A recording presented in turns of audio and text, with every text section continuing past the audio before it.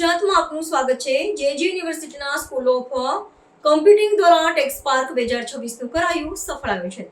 JG યુનિવર્સિટીના school of computing દ્વારા tech spark 2026નું સફળ આયોજન કરવામાં આવ્યું હતું। આ ભવ્ય ટેકનિકલ કાર્યક્રમ વિદ્યાર્થીઓમાં નવોચ્ચાર, સર્જનાત્મકતા અને ટેકનોલોજીકલ કુશળતાનો ઉત્સવ સાબિત થયો। કાર્યક્રમમાં યુનિવર્સિટીના વિવિધ સ્કૂલોના 850થી વધુ વિદ્યાર્થીઓએ ઉત્સાહભેર ભાગ લીધો હતો। School of computing, school of engineering, school of science and technology અને સ્કૂલ ઓફ મેનેજમેન્ટના વિદ્યાર્થીઓએ સક્રિય ભાગ લીધો હતો, જેના કારણે આ કાર્યક્રમ આંતરવિષયક અભ્યાસ અને સહયોગ માટે જીવંત મંચ બની રહ્યો।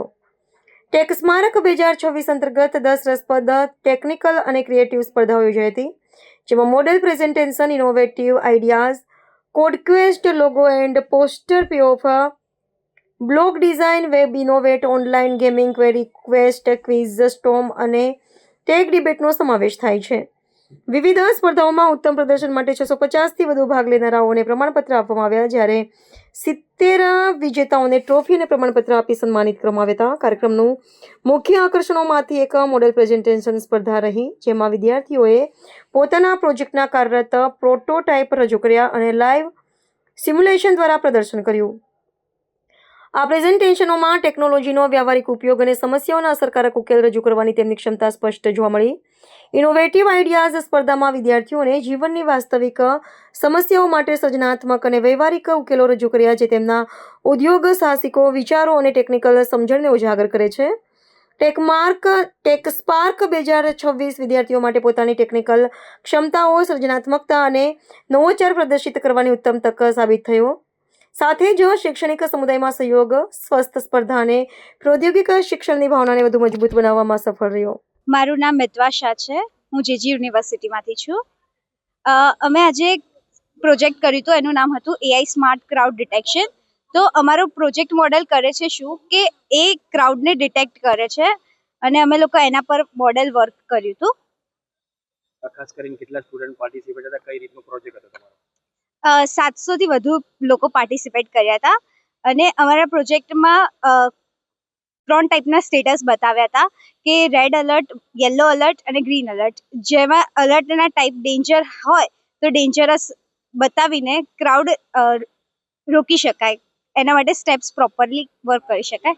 AI મોડેલ ખાસ શું હતું આ પ્રોજેક્ટમાં? ખાસ શું હતું અને કોઈ AI ટેકનોલોજીનો ઉપયોગ કરવામાં આવ્યો છે? હમણાં જે મોલમાં, ઇવેન્ટ્સમાં બધા કેવું કે બહુ બધું ક્રાઉડ એક સાથે આવી જાય છે, અને એને રોકવું થોડુંક મુશ્કેલ બની જાય છે।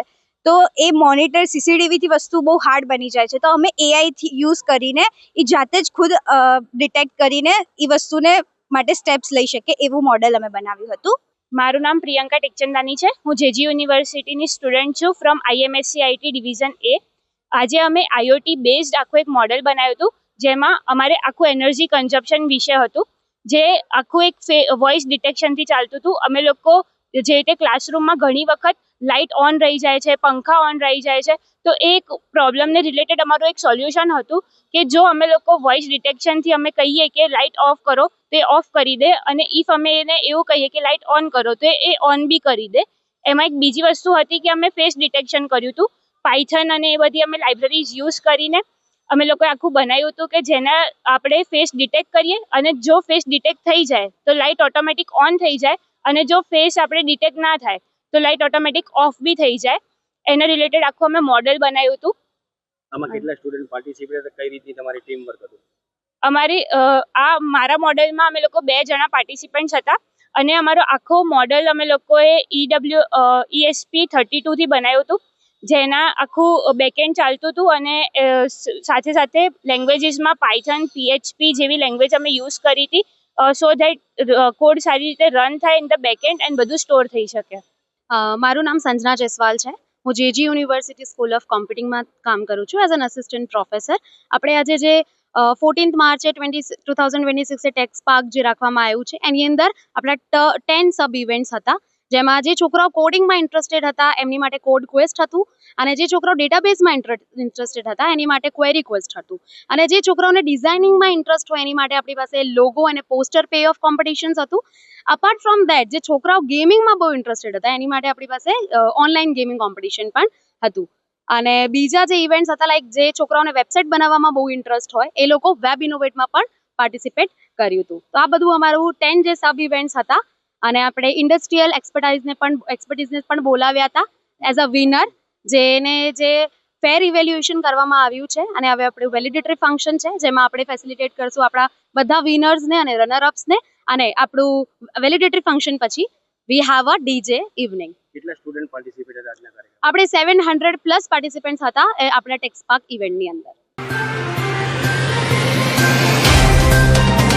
तो व्हाट्सएप, ट्विटर, फेसबुक, इंस्टा जहाँ भी आपका अकाउंट है इसे शेयर बटन के द्वारा वहाँ पर शेयर करें.